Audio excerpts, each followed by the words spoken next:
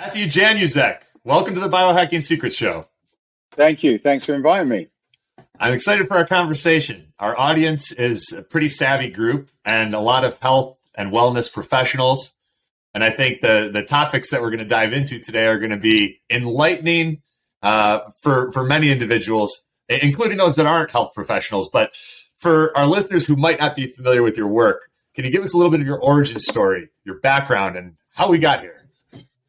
Yeah, which bit do you want me to start? I'm 51 years old, so it could be a long time. Like, is there any? Start with when you were a tadpole in your daddy's ball sack. No, that's when it will happen. Yeah. That's a little bit of your background in health and fitness, and then kind of how that grew into your entrepreneurial ventures and some of the successes that you've had there. Yeah, junior bodybuilder. Just wanted to.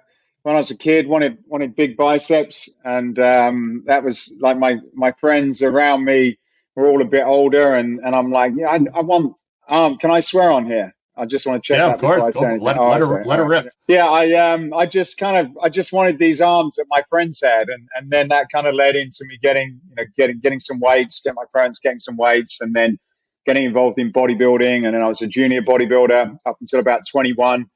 And then I just always enjoyed being around gyms, working out, training, the kind of the lifestyle really of it. And when I was about 28, managed to start a business with my father, importing dumbbells and weight plates. So that was a long time ago, 20 plus years ago. And we sort of started from spare bedroom in his house, and we've turned it into a global business, selling, designing gyms, providing workout programs, manufacturing, designing equipment, and sort of helping people get healthy, essentially.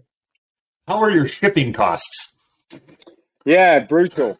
Anyone that ships or imports or exports will realize, it's not good, and it's not going to get any better. Just that's good news. It's likely to be with us for quite some time now, unfortunately. Yeah, so that's a challenge, particularly when you're shipping big, heavy stuff around the country, and not the best thing to be moving. Yeah, I have limited experience on the bodybuilding side. I only did one competition in my life, and it was this contest that Sylvester Stallone had for a company that he was launching. And I went all in, and I was doing all the things, and painted myself tan and all of that. And it was a great experience. I was burning the candle at both ends, and it was very challenging to wake up. I had a corporate job at the time, so I'd have the alarm go off, and I'd be in bed trying to throw the pre-workout into my shaker bottle so that I could get to the gym and get it done, and then work all day and then do stuff after work. But the discipline that experience helped garner was invaluable. I was curious, what was your experience like as a junior bodybuilder, and what were some of the things that you gained from that? How did it help shape you as a man? One of the biggest things really was the personal motivation. I guess even with any kind of exercise, the challenge is sticking to a workout program. I think that's probably the most difficult thing for anyone to do, because working out isn't fun for most people. It's not enjoyable. It's difficult, and when it's dark and cold in the morning or in the evening, then the choice of sitting in the house and eating or watching something or going to the gym, it's difficult for a lot of people. And so when I was competing for, I don't know, second or third show, I had a great workout partner that we used to just bring out the best in each other. As when you're training at that level, you've got to really take it up a notch. And so we used to come in, and we used to get some fantastic gains just through the energy that we had. And then I can't remember exactly what it was, whether it was something with his girlfriend or he had to move. But anyway, just sort of running up to my pre-competition, he dropped out, and he's like, look, I can't be your training partner anymore. I'm not going to be around. And so when you're in that stage, and you kind of almost need this person to be around you, and then not having anyone, and finding someone, we didn't used to have personal trainers and stuff back then, certainly not where I was from. So trying to find someone that was the right type of person to train with you was extremely difficult. So I had to do it on my own. And I just remember going in the gym on a Monday thinking he was going to be there, and then finding this out, and then having to create the motivation to sort of drum up that intensity. And it was a very memorable but very sad moment. I thought, shit, what am I going to do? And obviously I sort of, had to pick myself up, get my head into it. And I thought, I'm going to have to do this myself. And I did. And, but it was an interesting moment, because it was coming away from sort of having someone else that was doing it for you to having to do it yourself. And although it was a very young age where that happened to me, it's probably one of the key things that now at my age has kept me working out for whatever, 30 plus years, regardless of what's going on in my life and where I am and how I feel. I've always been able to sort of create that ability to get in the gym and do the business. And a lot of times it's just really, in some cases, just getting in the gym and saying, okay, well, maybe I'm not going to do everything as day, but I'm just going to get in there and I'm going to do something basic. Because once you get in there, I find then, and you get warm and you start moving, then it's a lot easier to kind of do more. But the most difficult part of the workout is just getting in the gym and getting started, I think. 100%. Yeah. And you like hindsight's 2020. I've only had a small number of training partners over the years, and you don't necessarily realize at the time how special those are.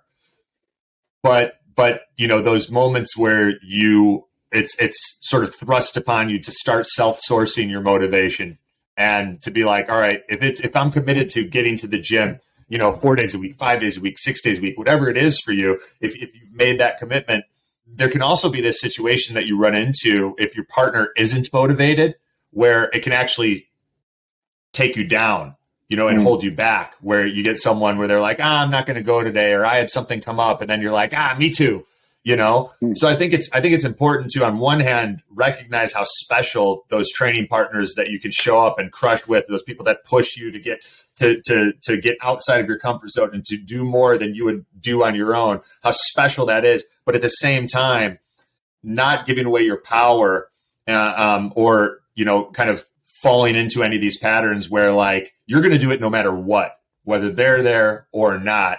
And if they're there and then they add to it, it's like gravy. You know what I mean? Yeah, you're right. Okay, so you started learning how to self-source this motivation and sort of just the recognition. And I totally agree. Sometimes I don't even know what I'm going to do when I go to the gym, but you just get there and you get some ideas, or you're driving to the gym and you start thinking, all right, what haven't I done in a while? What are some fun exercises? What does my body feel like it needs? If you carve out the time just to show up and you're like, I got 55 minutes, let's get some strength, let's get some cardio, maybe hit the sauna. You'll be surprised how easy it is to fill that window, but you don't even get out the gates if you don't get your butt to the gym and have that change of environment that often catalyzes the creativity to kind of fill in the gaps. You don't have to have this intricate workout plan built out. Just get yourself there, and you might even be inspired by seeing stuff other people are doing. Yeah, that's right. Absolutely.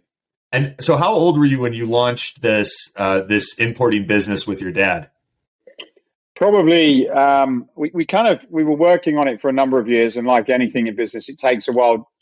Well, in the way we did it, it takes a while to get it started. But we spent about 2 years trying to get a product and not quite figuring it out. And so there was a lot of work and frustration about actually getting it started. In some cases, that can be quite difficult for most people. It's just getting an idea and breathing life into that idea and developing a bit of a customer base and getting it started. So it took some time, but I would say probably sort of mid to late 20s. We officially started.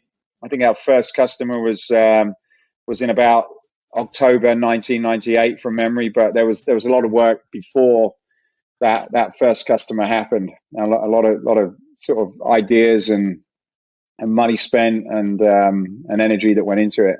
Yeah. How would you describe that vetting process of honing in on what your business was going to be, and what in what ways you guys wanted to add value to the world? A lot of people want to start businesses. They want to be less reliant on someone else or working for someone else, but it can be a daunting task to say, all right, what's a need in the market that I feel qualified to serve. And what did that process kind of look like for you and your dad at the time? It was pretty unsophisticated compared to what we do now, if I'm honest. I didn't know a lot about business at all, really, as you don't, unless you've sort of worked for a company and have been able to learn it. But if you've not, then I know how to sell from previous things, but that was about it. I kind of had a bit of an idea that I used to like working out with these rubber covered weight plates and dumbbells, and whenever I went to a gym, you was always fighting over the nicer plates and stuff to work out on. And so I was like, okay, well, this is the stuff I like, and there's not many gyms that are doing it. And so I guess I found a little bit of what I thought was a problem that needed to be solved, which is always a good thing, because a lot of times people create a product that doesn't really solve a problem, or if it does, it doesn't solve a problem that people are really bothered about it solving. But I didn't think in that way then. It was just like, okay, well, that seems like a cool idea, and I think I could sell it to a lot of gyms. And I just wanted to be around. I wanted to get out of what I was doing, and I wanted to travel and meet people and hang out in gyms and make a little bit of money. That it was a pretty basic goal, and I suppose through a little bit of a plan and a huge amount of hard work and effort and determination to get into that business. I just wanted to get into a cool business, and fitness for me was a cool business to do, and I was going to do anything it took to find something to get started. And then we figured it out. You always get a little bit. It always helps to get a bit of luck, and some people can say, well, what is luck? And I always say to my children, it's like, look, you have to put in the work, and then when that once in a lifetime opportunity passes you, you're ready to strike. But if you're not out there doing the work, then when that comes, you're not ready, and then you miss the opportunity. So we put in a lot of work, and through the 20 whatever years we've been around, we've continued to move forward and take opportunities. As I said, we started in a little bedroom in the middle of nowhere in England, and now we're in about 40 or 50 countries. We moved and set up a business in the US 10 years ago, and I'm out here in California, and just that in itself was a bit of a dream that we were able to sort of make a reality through what we're doing in our business. Were there any times early on where you or your father didn't think it was going to work? I think there's times all the time. Like, we just come out of the worst pandemic the world has ever seen. We've not been through this. Nobody's been through this.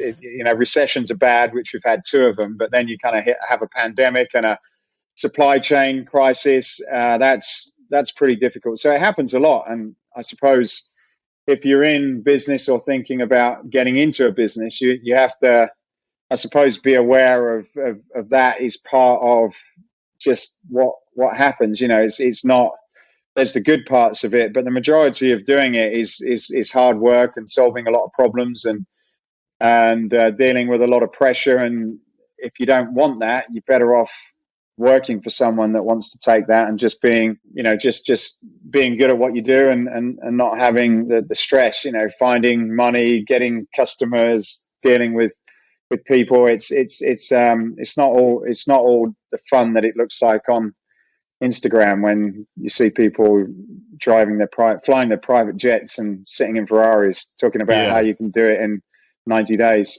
For sure. When people ask you about like what it takes to grow a fitness business as an entrepreneur, or your favorite story about growing a fitness business as an entrepreneur, like what's the story that you tell the most at a cocktail party or when you're out, I don't know if you drink or what, but either way, when you're just out socializing and stuff, and the battle scar story of entrepreneurship that you find yourself telling people most often? That's an interesting question. I suppose I've not got a go-to one. I think I'll have to. Yeah, I suppose I don't have. I don't have a. I've not got one I can think of. Maybe we can move on. If it comes to you, let me know. Yeah. Yeah, there's a lot happens a lot's happened since we've been here. So there's a lot of stories. I suppose it depends on the situation, and that's the thing, in business, you've got, like as you build it, you've got your suppliers, you're developing products, you're hiring people, you're going into new countries, you're dealing with customers. I suppose there's so many different areas that you can talk about. I suppose the probably the most interesting thing for me is that although there's been a lot of good times and bad times, the business has been a great vehicle. It's why I'm here. It's why how I met my wife. It's where I am in my life now, and the things that I'm able to do that are not necessarily financially based. It's the people I've met. It's the connections I've got, and I suppose when you look at business, it becomes more of a sort of a purpose and as a mission, as opposed to something that you use just to make money from. Because I think if you just go into it, and people used to say that to me, and I used to think they're talking bollocks, because it's like, no, why else would you go into business? And I guess if that is your only motivation, I think it's very difficult to keep it going. Whereas if you've got other things that you're doing, if you're contributing to people, if you're impacting lives, if you're developing yourself and people around you, then it becomes something that, when it is difficult, like we've just been through 2 or 3 years of a very difficult time, that's what keeps you excited about getting up in the morning and doing something, even though you may not necessarily be making a ton of money as you going through that. For sure. And when you got clear on like what your mission and purpose was, what did it become, or what was it from the beginning? It's been something that I guess you continue to refine and think about and realize, and you've got it. A lot of it comes down to focus, because it's as you start a business, you have an idea, and then you get a bit of success, and then other people come to you with more ideas, and can you do this, and do you want to work with that, and so you get quite distracted, and you can, as I've done, you go off in lots of different directions, and then you're like, actually, no, hang on, let's try and bring this back down. What is a good thing to focus on that can provide the financial success, but also fulfill me. And I think it's an ongoing thing. You've got to spend time. You've got to talk to people around you. You've got to figure out, and you just sort of hone it as you go through life. And it's not easy. I found it very difficult, and it was quite late on life, and even now I'm still refining that. But I suppose what I do know is that it's being involved in this health, wellness, fitness space. That's something that I feel is kind of the right place for me to be. And that's very broad, because it could mean, there's a number of things, from what you eat, what you drink, how you train, equipment, clothes. There's still quite a big area, but I think that space is something that I feel is part of my mission, and where that takes me, there's still, I suppose that's the exciting part. You can still sort of, there's still a lot of opportunities out there that you may not know exactly what they are where you are today, but if you've got a direction and the belief and determination, then it all sort of slowly comes together. Yeah. So I mean, you've built this global $33 million business, which is more than a lot of people can say, achieving that level of growth and success. When someone asks you, what do you do? How do you answer that? What do I do? Well, like in terms of my sort of role within the company, do you mean? Yeah. Well, I guess, how do you answer the question? Well, I suppose there's a number of things that I'm aware of, and one is really becoming as much as possible an expert on the market I'm in. So I also run a podcast. I've been doing it for 5 years, and I interview people from all over the space, from trainers to business owners to product developers, and so that's something I do every week, and it keeps me in touch with what's going on, and I suppose keeps me on the cutting edge of things, and allows me and my customers and the people that are working for and around me to stay on top of things, and to start to be able to anticipate where we should go next. So that's a big part of what I do, and I've always done it. Where can people check that out? It's called Escape Your Limits podcast. So our company's called Escape Fitness, and the podcast is Escape Your Limits. It's on YouTube and iTunes and everywhere else like that. So I do a bunch of fun stuff there. I work out with people and interview people and that sort of thing. So that's part of what I do. And then taking that information and then bringing that inside of the business and figuring out whether there's any products, whether there's any sort of areas, customers, market opportunities. So really trying to sort of connect the dots in terms of what we should be doing as an organization. And then, everything from product development I'm involved with. I've got a great team, and I, sort of add my knowledge into what we're doing from a product development side, marketing, sales, operations, finance. As a business owner, you kind of have to have a good understanding of all those different areas. Recruitment, I don't necessarily now get involved in the weeds of all that, all of those areas, but I certainly are very involved in it. But I would say most of, my sort of core areas that is important for me with the skills that I have, and then working with the rest of my family that have complementary skills is really on the product side, sales and marketing, and then supporting the people within my team to make sure that anything that's getting in their way from being successful, that I'm sort of helping them to sort of overcome those barriers and do what they need to do. Nice. Well, we're kind of on your podcast, the Escape Your Limits podcast. What are some of the biggest lessons or takeaways or aha moments that you've experienced from interviewing people on the podcast that you've integrated into your own life or business that have been beneficial for you? Yeah. How long have you been doing your one, Anthony? Since today's the first day. How's it going? We launched in 2016. 2016. Yeah. So you've been doing it for a long time, and I 260 episodes or so. Wow. That's cool. That's impressive. So as you know, every guest there's something in every single one of them. There's probably more than something, but you always kind of have takeaways. And we interview everybody from marketing people to business owners, trainers, nutritionalists. There's a real mixture of people. And I suppose, I like to try and understand what makes people tick, what makes people succeed.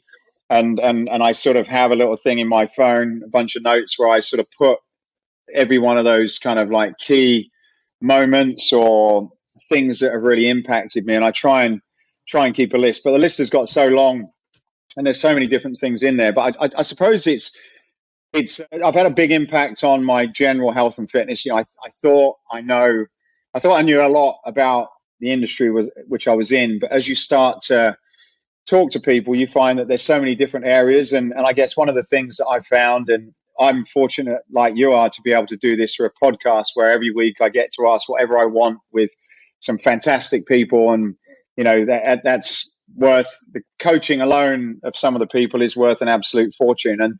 And so being able to then record that and share that with other people so they can get the benefit is huge. And so I think it's really important to be a continual learner, is never to think that you know everything, because that certainly limits your potential in life. If you think whatever you do, if you think that you know more than everyone else, then you're not going to get very far. And it's amazing the small things that you can learn from people that or remind you about things that if you apply some of that stuff to your life, it can make a huge difference. And so just having something within your life where you're constantly investing some focus time, not just sort of scrolling through YouTube, watching anything that comes in front of you, but having a purpose, listening to it, taking notes, thinking about how you can apply it, and then creating a habit around it. I think that's probably the best way I can boil it down, because there's just been so many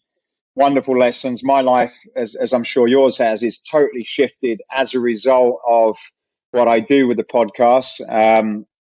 Part of that is the preparation. I spend a couple of hours preparing for the guests, thinking about questions, trying to think of what I want to know and what, how I can help other people. And then you do the interview and then you review things. So there's a lot of work. And I guess in my regular work life, I don't really get that time to step back and to study because you've got families and jobs and workouts and stuff to go on. So I think forcing yourself to have that 1 or 2 hours a week, you add that up over a number of years, and you're going to be in a great place. And plus, you as you know, you make a lot of great connections, and so I think that's probably the second thing is never underestimate the power of your network. And so if you don't have a podcast and can't have a podcast, then it's always important to be thinking of ways of how you can be in sales. We call it prospecting. I encourage all of my salespeople to be constantly trying to talk to some new people. Every week, force yourself 1 or 2 people, new conversations, new connections. And not all of them are going to go anywhere, but if you're actively forcing yourself to go out and meet new people, speak to new things, then again, over time, you're learning more information, but you're also making connections with people. And then you only need, like 1% of those people to introduce you to someone else. And again, the course of your life and your business can change massively. And it's like, and probably the third thing then is unless you take those lessons, those connections, and then you sort of apply those into your life with some action, you're not going to get anywhere. But if you do apply that, then it's extremely powerful. And that's probably a very simple success formula that we could all sort of continue to remind ourselves of on a regular basis. Love it. I love it. And so, I mean, there's probably some overlap here, but this dovetails into my next question, which was like, for a fitness business owner or an entrepreneur that owns a business in the health space, what are your recommendations for someone that wants to grow their business? And I know that's a super general question, but does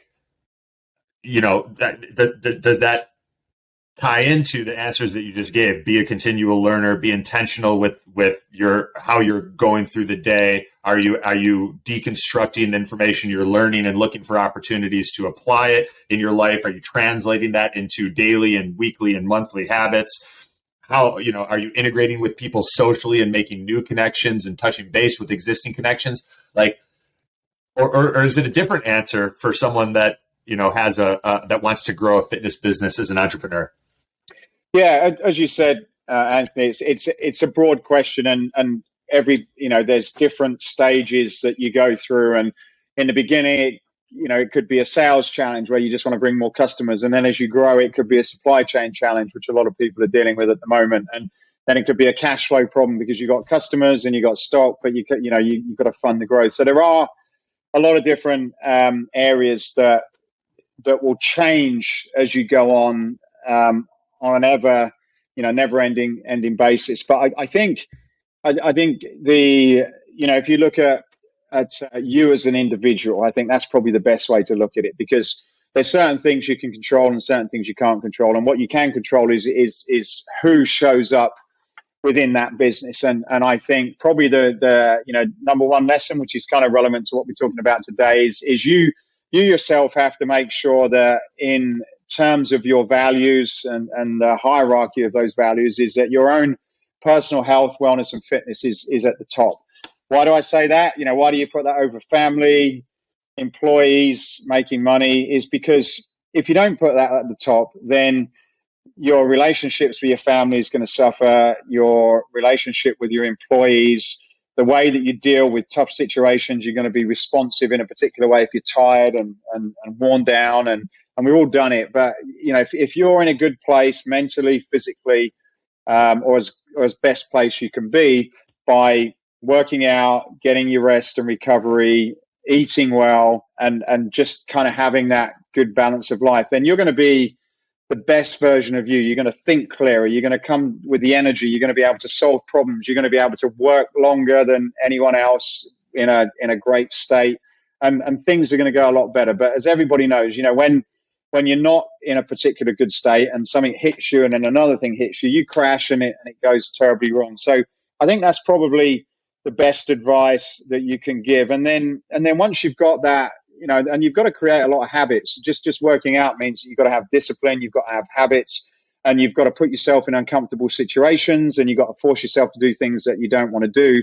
And if you've got that like as an example, whenever I go to the gym, we've got a cold plunge and it's very painful. And there's nights when I go to the gym and I'm like, I don't want to do this for 5 minutes because I'd just rather go into the sauna and get in a shower and go home. But I kind of force myself to do it because it's uncomfortable, and it gets you. I think if I can do that, just the same as I used to I always used to start at the beginning of a week with leg day because that was the most difficult workout that you could do.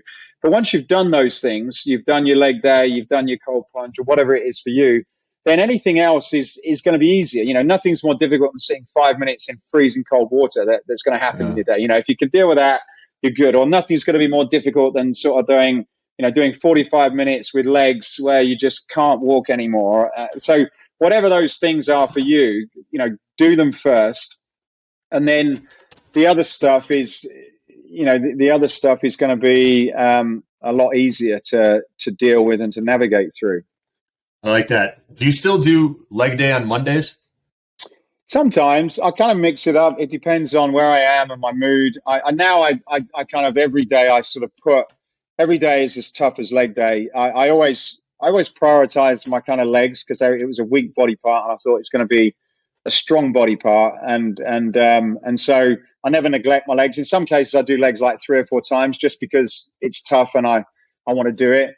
So I kind of love training legs now, but most people don't. And but no, this week I did sort of some upper body. I did some running, so I sort of mix things up a little bit depending on my mood.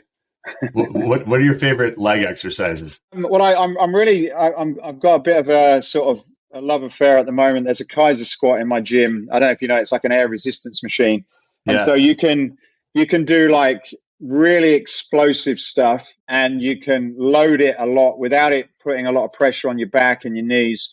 And so I like to sort of try and put, I put 350, 400 on, and I like to try and do 20, 25, as many reps as I can. And then when I get off it, I've got like this heart rate strap and I'm at like 99% max heart rate and I can't breathe for like 2 minutes afterwards. And it's just an amazing, I have a love-hate relationship. So I tend to do that a little bit. I interviewed a guy called Brett Contreras, he's the glute guy. I don't know if you know him. But he likes the hip thrusters. He likes the hip thrusters, but he also taught me some stuff on these Bulgarian split squats, which I've been doing. One, it's great for my back and my hips, and it destroys your legs, particularly if you load up. So I've been sort of incorporating that into some of my leg work. And what does that look like for our listeners who might not be familiar with a Bulgarian split squat? So it's essentially a single leg squat. So so if you put your back foot on a bench, you kind of rest your sort of like knee, rest your sort of rest your knee on a bench, and then you put your other leg in front of you like a lunge, and you basically put a pair of dumbbells in your hand, and you just squat down, and that particularly if you load it, that sort of rips things up. But it's a great exercise, and there's a lot of research about training, particularly your legs. If you do it independently, if you do single legs at a time, meant to be a lot more effective than two. So I've been drinking my green drink, and it's I've got like a piece of wheatgrass or something stuck in my throat. That Kaiser squat also sounds. I mean, that sounds like I would vomit even attempting that. It's great. It's because you can push. It's one of those movements where you can just push it as hard as you can push it, and it's got this delayed reaction. Like rowing. If you row really hard, you sort of when you get off it, you kind of think you're okay, and then all of a sudden, like it hits you. It's like shit, I can't breathe anymore. Kaiser squats are a little bit like that. Yeah, we used to do the 500 meter row challenge. Like, how fast can you do 500 meters? And every time I would be like lying in my lawn or lying next to the Concept 2 row machine. My best time was 126. And it was like consistently made me feel like I was just dying and going to hurl. And I hate that feeling, but you also kind of love it. Because there's just not, there's not a lot of opportunities where we get to experience that. Okay. So putting your personal health and wellness and fitness at the top, and you mentioned that you work out later in the day. So, and there's been this recommendation of doing the most important thing first. So what is like the first, hour or 2 hours of your day look like? Yeah, mine's very much dictated by my business. So I'm on the West Coast. A big part of our head office and a lot of key people that work with us and my partners are in the UK. So we're 8 hours different. So my first so I get up at about 5:30 ish, depending on the day, and then I start my calls at 6, and I'll sort of do calls between sort of 6 and 12, only because it's the only time where I can get in touch with people and get stuff done. It wouldn't be my choice, I'd get up and I'd work out, which is what I do if I'm in Europe. But when I'm here, I just can't put that. I can't fit it in the day, otherwise I don't get in touch with people. And so as a result of that, then I have to work out in the evening, and so I kind of work 10 to 12 hours ish most days. So as soon as I'm finished, I will then go and do my workout sort of in the evening, which isn't ideal, but it is what it is. Okay. So like 6 p.m., 7 p.m. you go work out? Yeah, normally about 6:30, and then I'll do sort of an hour and a half, and I'll normally do Monday, Tuesday, Wednesday, Thursday, off Friday, Saturday, off Sunday. That's typically, and then on the weekend I tend to do other stuff, just sort of activities, walking and swimming and cycling, anything I like to try and sort of do some movement most days. I think that's a really good thing to do. And also, I've got this, I don't know if you've seen, I've got these levels. Have you tried levels? No, but a bunch of people have been talking about them. The continuous glucose monitor.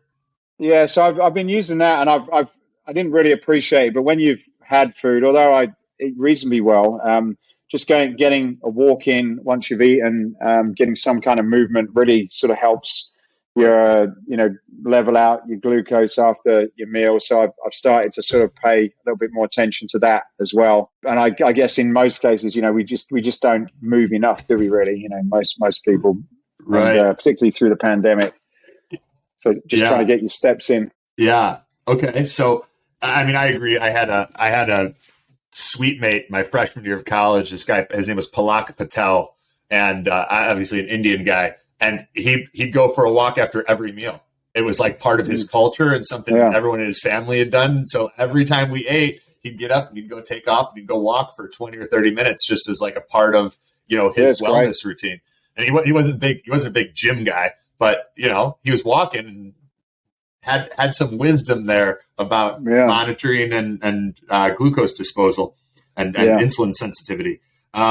When do you eat dinner? Again, later than I'd like to. So I kind of do a bit of an intermittent fasting. So I try and finish my last meal at around about, if I can, 8:30 ish, and then I'll start again. I have my first meal at 2.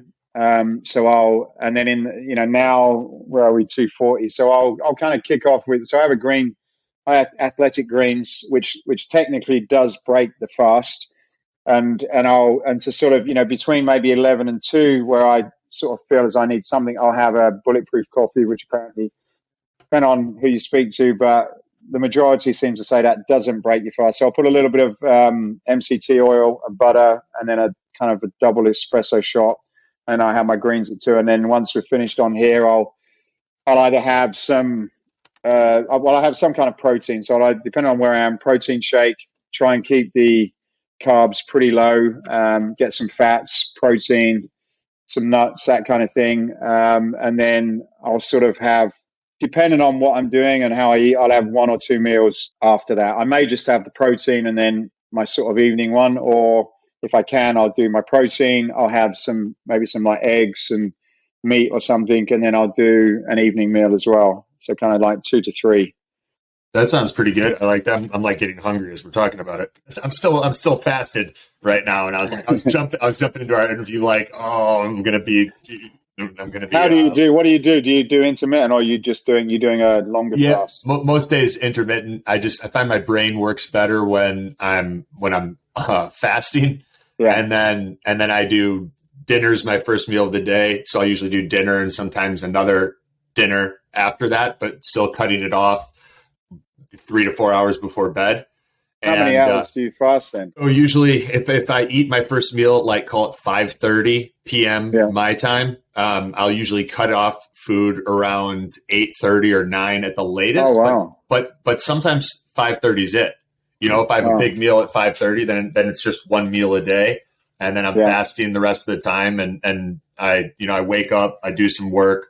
I usually do like black espresso. Hmm. I'm leaning out a little bit right now, and then I'll go get strength and cardio and sauna, cold shower afterwards. I do a couple cold plunges a week. There's this place called like Chicago Sweat Lodge where they've got a 37-degree cold plunge Hmm. pool. I told Nice. this story in the last episode. I ended up in there for like 15, 20 minutes Wow. on Sunday. There was a guy that I was like shooting the shit with, and we were having a good time. And then we both went into the cold plunge, and I had a feeling it was gonna be one of those unspoken cold plunge competitions. And neither of us Yeah. were talking about it. I'm like, I think he's gonna go for it. I'm like, all right, let's go. And then and we ended up we were in there for like 15 or 20 minutes. Wow. That's pretty cool. I let That's him get out. I let him get cool. out first. But it was fun. And yeah, so I love that stuff too. How do you balance your responsibilities as a businessman and your commitment to your own health and wellness and fitness, along with like the responsibilities of being a husband and a father? Yeah, as I said, you just got to prioritize it, because if not, the business will take over everything, and you've just got to make sure that. And I've got a lot better. Well, I've done it for such a long time now, so I suppose I'm used to it. So whether I'm traveling, I used to do a lot pre-pandemic. We have a factory in China and one in England, and we have customers all over. So I used to travel a lot.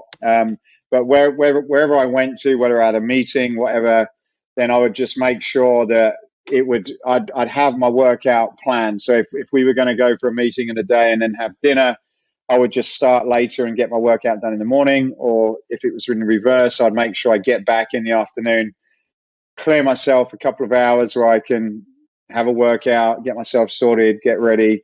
But you've got to plan it in. You've got to stick it on the schedule or mental schedule, and you've got to say, right, that's when I'm going to do it, and figure out where you're going to do it.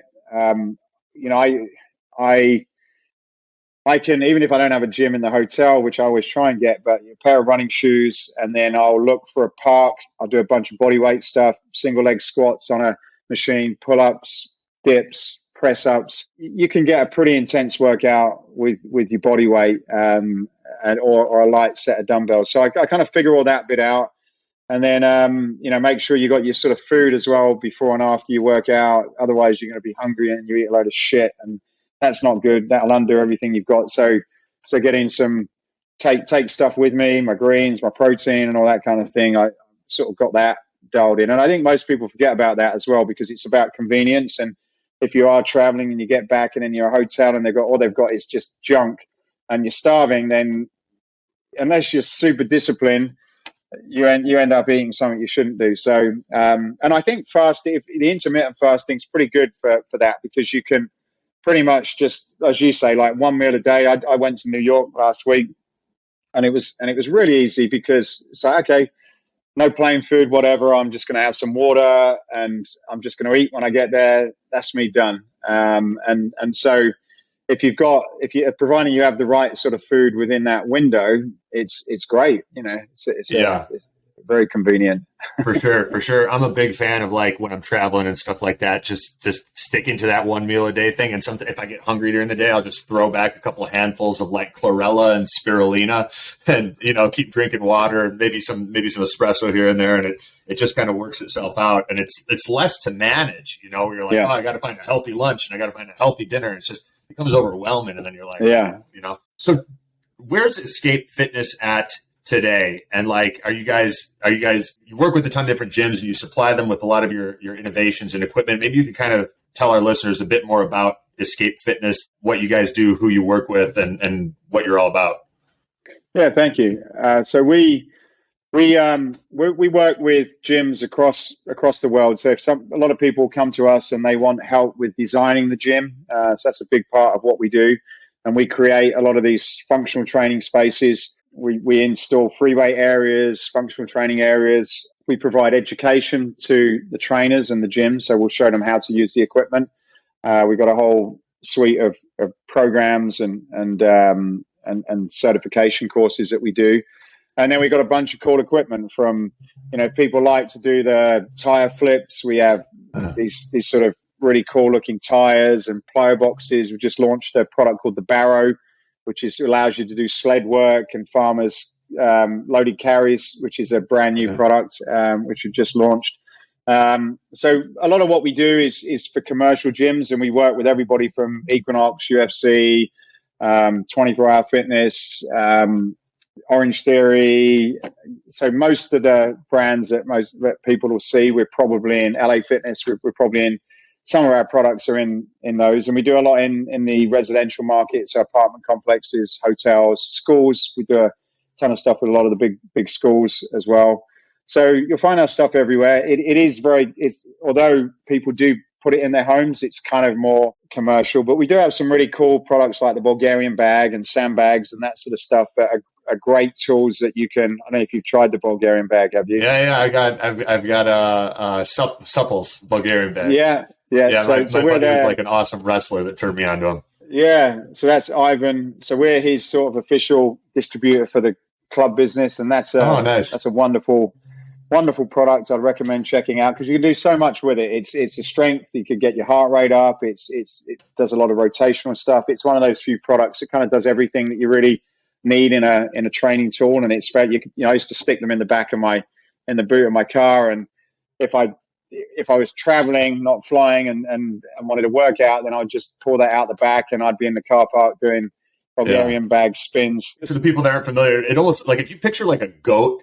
Like if you were to work out with a goat and like hold the front legs and the back legs, that's kind of like what a Bulgarian bag is. It's like, and you can swing the goat around, but what are these Bulgarian bag swings? Yeah. So it's like, if you imagine a kettlebell swing, which is kind of like a linear movement.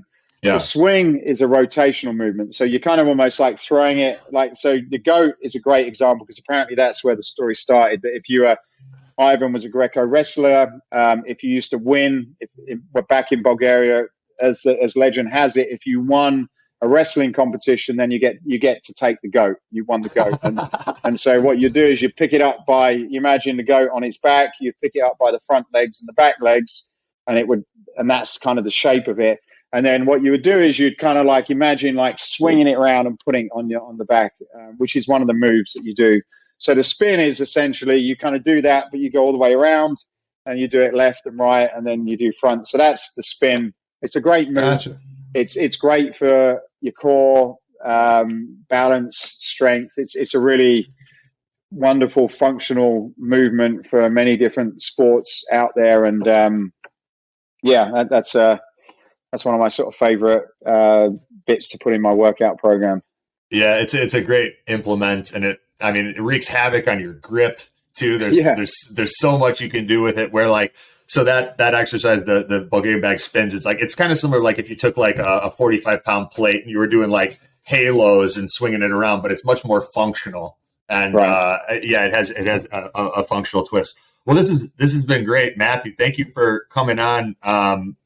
Anything else that you want to leave our listeners with? You've got the Escape Your Limits podcast, guys. Go check that out if you haven't already. escapefitness.com is where you've got all of your gym build outs and consulting and that sort of thing. Yeah. Where else can people stay up to date on cool things you're working on and that sort of stuff?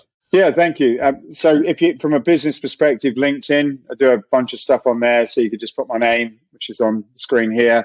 And Instagram, that's kind of where we share a bunch of stuff. And yeah, as you say, check out the Escape Fitness YouTube channel. There's a bunch of information there, workouts, business ideas, literally hundreds and hundreds of videos on there with some great content. And then, if you ever want anything, message me and I'll look after any of your guests if they're looking for anything. We'll take care. Just mention your podcast and we will definitely look after them. Awesome. Thank you, brother. I've enjoyed our conversation. Appreciate you coming on and sharing your energy and time and wisdom. And thank you so much. Thank you, Anthony, and keep up the good work. Appreciate what you're doing with the podcast, and congrats for doing it for such a long time. Thank you. You're a warrior.